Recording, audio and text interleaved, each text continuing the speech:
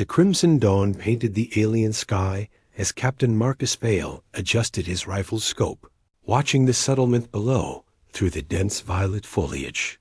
3 days of tracking had led him to this moment. The distress beacon from the crashed freighter had gone silent, but the thermal signatures told a grim story. Massive creatures prowled the perimeter of what appeared to be a primitive village. The beasts stood 12 feet tall, their obsidian carapaces gleaming like armor, razor-sharp, claws leaving gouges in the metallic structures. Their 6 legs moved with predatory grace, and bioluminescent patterns along their spines pulsed with malevolent intelligence. The villagers huddled behind hastily constructed barriers. Marcus could see their terror, even from his elevated position. These weren't the primitive beings he'd expected from the initial reports. Their clothing showed intricate weaving, their tools displayed sophisticated metallurgy, and their defensive formations revealed tactical thinking. One of the creatures charged the main gate. The barrier held, but barely. Marcus counted at least 8 of the monsters circling the settlement like patient vultures. He keyed his unit. "Command, this is Vale. I've located survivors, but they're not human. Repeat, non-human sentience under attack by hostile fauna. Requesting permission to engage." Static filled his earpiece. The ion storm that had forced his emergency landing also blocked long-range communications. He was alone with his conscience, and a choice that could define first contact with a new species. The largest creature reared up, its front claws scraping against the village walls. Sparks flew as metal, screamed against bone.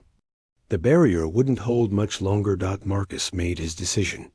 His first shot took the alpha creature center mass, the plasma round burning through its carapace and dropping it instantly.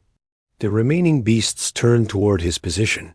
There, hunting instincts redirecting to this new threat. Perfect. He shifted position, moving through the canopy with practiced stealth. The creatures were fast, but they fought like pack hunters, not soldiers. They expected prey to run in straight lines, not circle back and strike from unexpected angles. His second shot crippled another beast. The third went wide as his target, leaped between the trees with surprising agility. Branches exploded around him as claws raked through the air inches from his head. Marcus rolled, came up firing, and watched the creature tumble backward in a spray of luminescent blood. 5 down, 3 to go. The remaining beasts had learned. They spread out, forcing him to divide his attention. One flanked left while another held position. The third simply vanished. His enhanced hearing caught the whisper of movement above. Marcus threw himself sideways as the ambush predator dropped from the canopy, claws extended.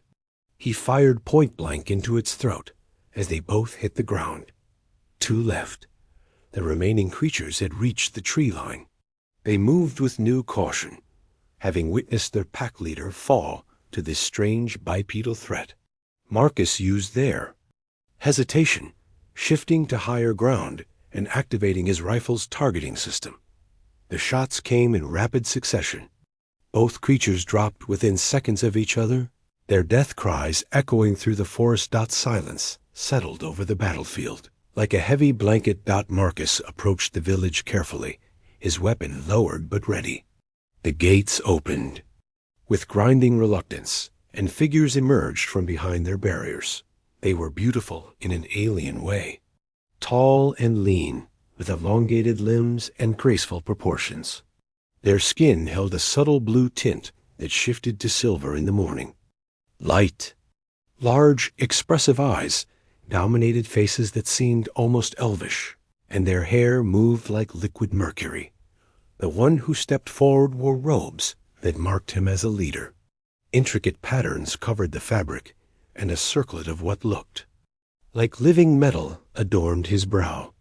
"I am Kef, Chieftain of the Valtar," he said in accented but understandable standard. "You have saved my people from the shadow hunters. We are in your debt, warrior of the stars." Marcus lowered his weapon completely. Captain Marcus Vale, Terran Defense Course. I picked up your distress signal. Kef's eyes widened. Terran. The mythical warriors from beyond the void. The prophecies spoke truly. Before Marcus could ask about these prophecies, movement behind the chieftain caught his attention. A figure stepped from the shadows, and Marcus felt his breath catch. She was clearly Kef's daughter. The family resemblance was unmistakable, but where her father showed the weight of years and leadership, she possessed an otherworldly grace that seemed to bend light around her. Her eyes held depths that suggested intelligence far beyond her. Apparent youth. My daughter Nira, Keth said, noticing Marcus's attention. She who speaks with the ancestors and guards our ancient ways. Nira stepped forward, her movements liquid and purposeful. She spoke in rapid musical tones to her father, gesturing toward Marcus with what seemed like urgency. Keth's expression grew complex. Nira invokes the right of salvation. By our oldest customs, one who saves our people from certain death may be claimed by any unmarried member of our tribe. She chooses you, Marcus Vale. Claims me? Marcus kept his voice carefully neutral. What exactly does that mean? Among the Veltar, such bonds are considered sacred. The saved and the saver become linked in ways your people might not understand. It is not mere partnership, but a joining of spirits that strengthens both. Nira spoke again, her voice carrying musical undertones that seemed to resonate in Marcus's bones. Somehow, he understood her meaning even without translation. She was offering herself not out of obligation, but from genuine choice. Something in his actions, perhaps his willingness to risk his life for strangers, had resonated with her on a level deeper than species differences. I'm honored, Marcus said carefully, but I'm not sure our species are compatible in the ways that would matter for such a bond. Nira smiled, and the expression transformed her already striking features into something approaching radiance. She placed her hand over her heart, then extended it toward him. The gesture needed no translation. Keth observed the exchange with growing approval. The ancestors whispered of this day. A warrior from the void would come in our darkest hour, and from that salvation would grow something new. Perhaps the prophecies meant more than just military rescue. Marcus felt the weight of the moment. His actions had saved lives, but they might also have set in motion changes neither species could fully comprehend. First contact protocols had never covered anything like this. As if sensing his uncertainty, Nira spoke again, her words carrying patience and understanding. She wasn't demanding immediate commitment, only asking him to consider possibilities neither of them had imagined before this day. The morning sun climbed higher, painting the alien landscape in shades of hope and possibility. Marcus Vale, trained soldier and reluctant diplomat, found himself standing at the threshold of something entirely unprecedented.